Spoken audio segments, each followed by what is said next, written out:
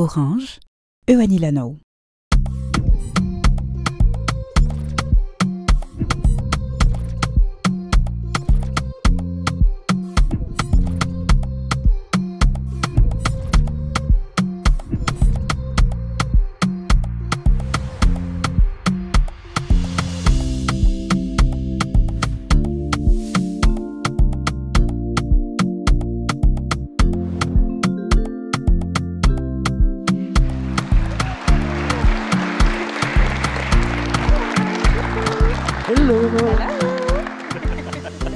Miarabantsika rehetra mpijery, miarabanareo ny tokantrano, miarabanmaiky. Miaraban-kilona ihany koa.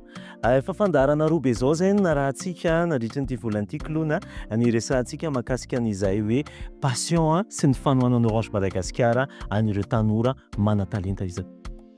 Amin'ity kosintsika épisode farany momba an'izay hoe passion zay indrindra. Dia anaraka tantarana tovolahy anankiray. Iza moa ny anarany teo may? I Cédric ny anarany raha tsy diso tena tsy diso ka Cédric mihitsy ny anarany ary izy dia avy any Fandaharana 13 taona izy mana-talenta ao anatin'izay hoe tsipy-kanety be zay ny ataon'ity ranamantsika ity dia izay tantara izay no velabelarintsika mandritra n'ity fandaharana ity. Tanora dia tanora 13 taona fotsiny dia efa tena tafiditra ao anatin'izany hoe passion ho an'ny tsipy-kanety be zany. Niainga avy atao amin'ny rainy hono ilay izy, hoe ny rainy zany efa mpilalao dia iny koa izy fa tafiditra tao anatiny dia andao ary ho arahantsika ny tantaran'i Cédric. Andao ary.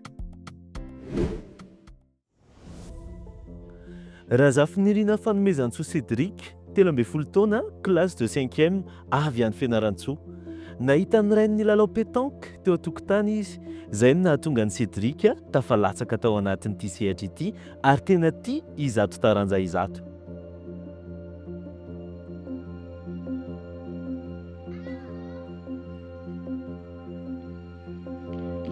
Amin'ny maha 13 taona azy izay dia tena mbola zaza i Cédric. Fa rehefa eny ambony kianja, ny filalaovany kosa dia tena mitovy amin'ireny efa zoky olona matianina ireny. Somary makana droite na gauche n'ilay boule iny lazany. Tiany tena ankafizan'ilay taranja ho tompon-daka maneran-tany mihitsy ny tanjony. Miady kely tsika mitsamika avy eo Aiya?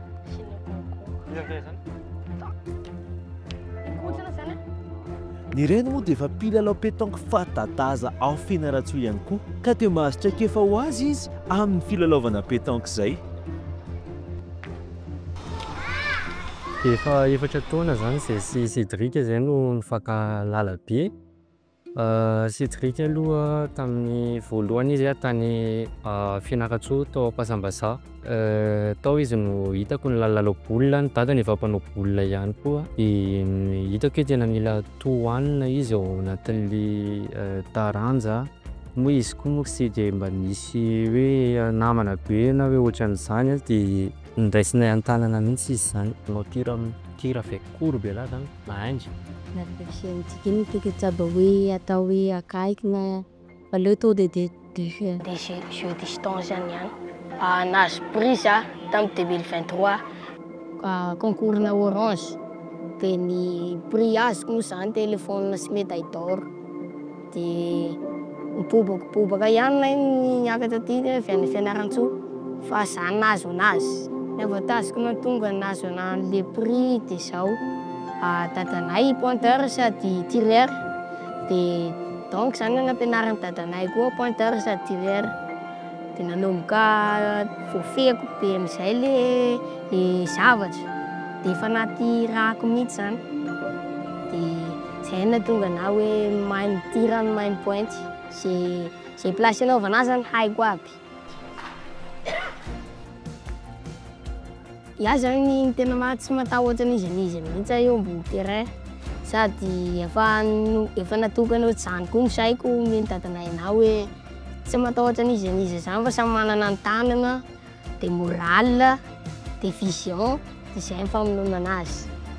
Tena feno finiavany Cédric na tena mbola kely ary izy. Hita fa tena mahay ary tena mendrika. Mino fa efa tsy andronareo any atokantrano ny tafana miaraka amin'ny i Cédric ka andao ary aloha izy ampiakarintsika eto. Andaontsika indray Cédric ary.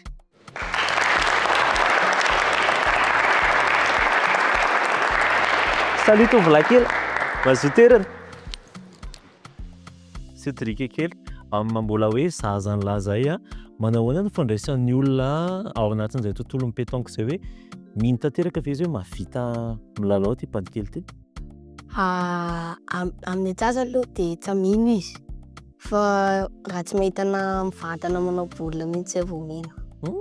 Zany Hoana Cédric, ialahy ve tao anatin'izay fotoana rehetra nylalaovana izay naniry sy efa nanao taranja hafa ihany koa?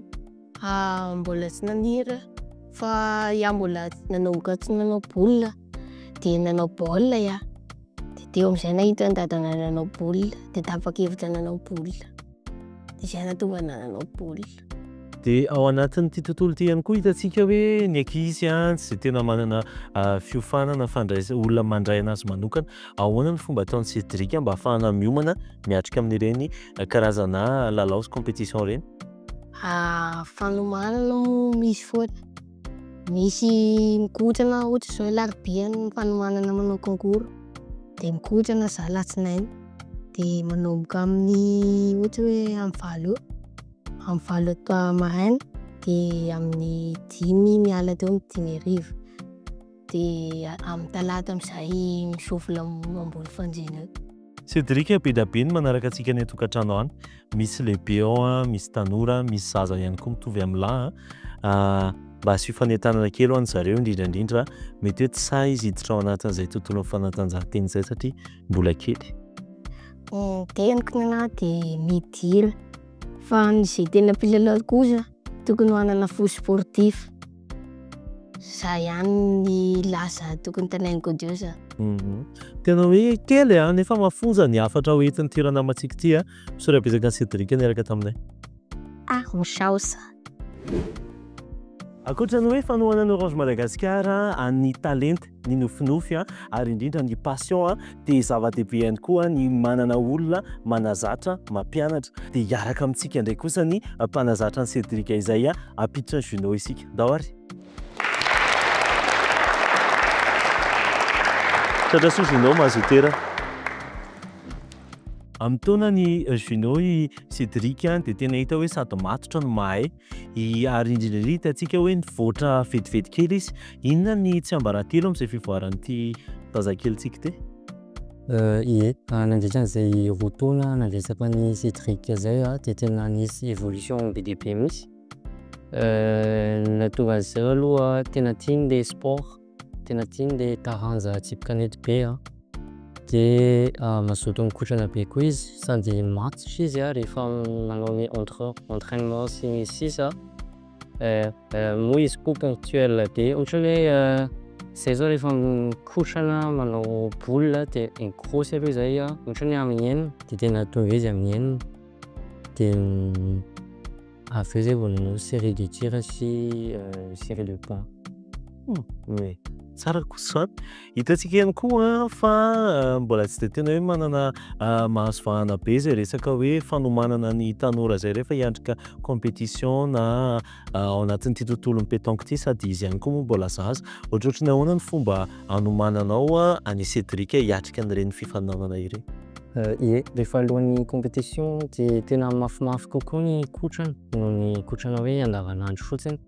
Satria raha ohatra hoe manana eo amin'ny herinandro eo zany izay manomana an'ilay compétition 3 jours microsy dia 2 jours makaina dia amin'iny be dia be ny pitsopitsana zavatra kely ao ny technique, ny resaka moral dia mila respiration tsara koa, mila manao exercice de respiration satria eny ambony terrain efa betsaka ny mijery dia somary mampistressé kely dia eny no mila tena sorina satria vao mistress eny ambony terrain dia tsy zavatra vita mihitsy ambony terrain dia izay no tena mila homanina rehefa alohan'ny compétition.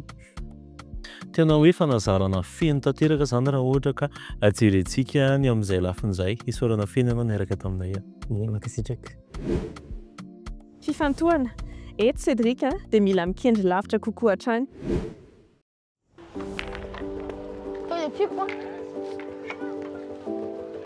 Manao pétanque mihitsy.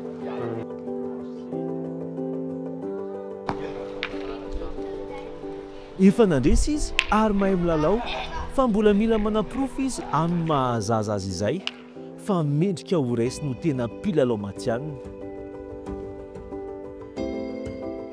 Iny tiriny dia tsy hoe isa fotsiny fa mipetraka ho fifanajana amin'ireo miara-milalao aminy. Iaho moko ny mbola nahay mipointy ihany haiko tamin'izay dia tena mafy mihitsy amin'ny pointy dia nanomboka nahay ny tira nahay ny pointy dia nanomboka niakatrakatra ny nivoako dia hiakatra ambonibonin'ireo dia proveko andreo hoe tsy hoe olon-dehibe ihany mahita ny bolina fa mety zazakely mikotrana ihany mba andany andreo efa any.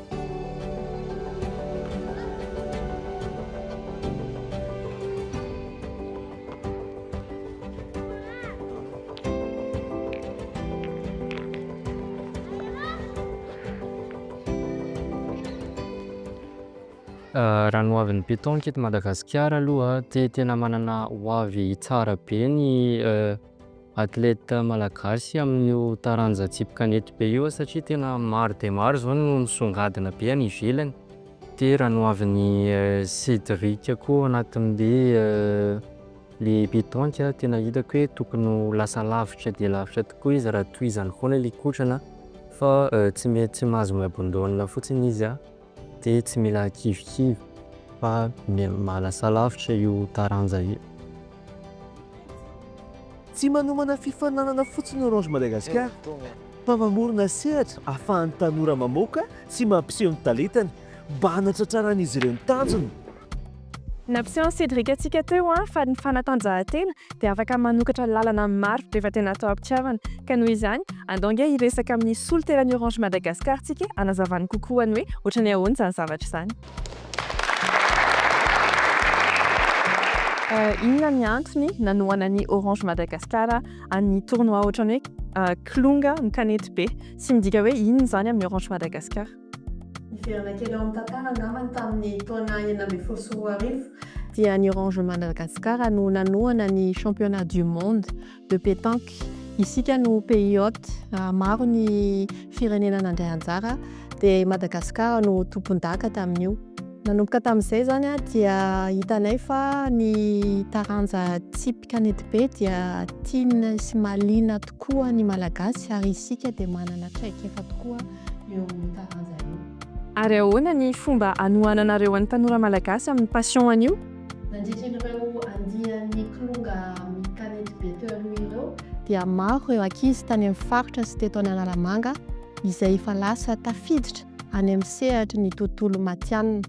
Ny fanirian'ny Orange zany dia anaparitaka an'ity fifaninanana ity any amin'ny faritra ahafahanay midetekte ireo tanora manana ny traikefa eo amin'ny taranja tsipika kanety be sady tian'io taranja io ihany koa.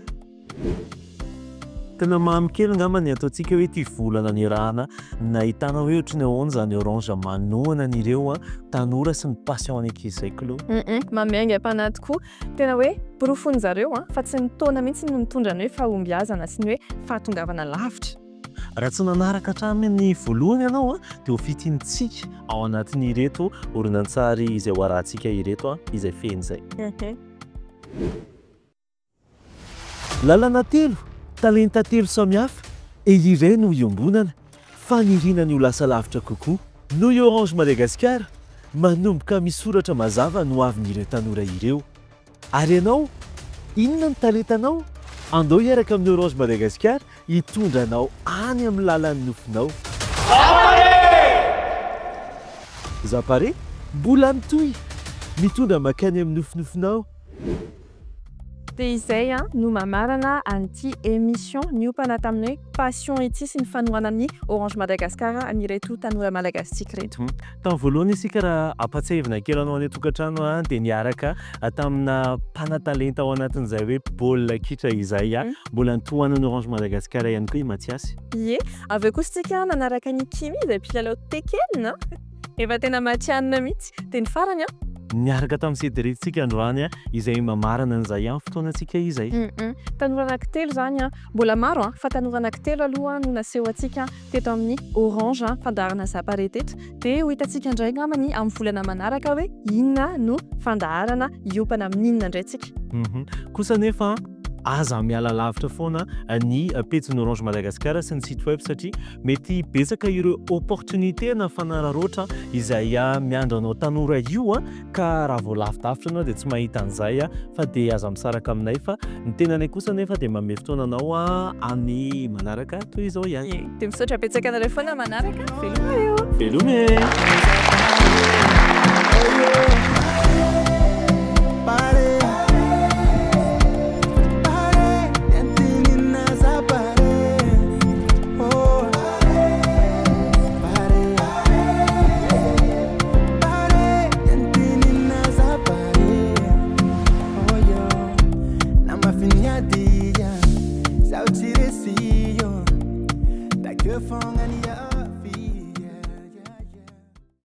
Orange, eo anilana.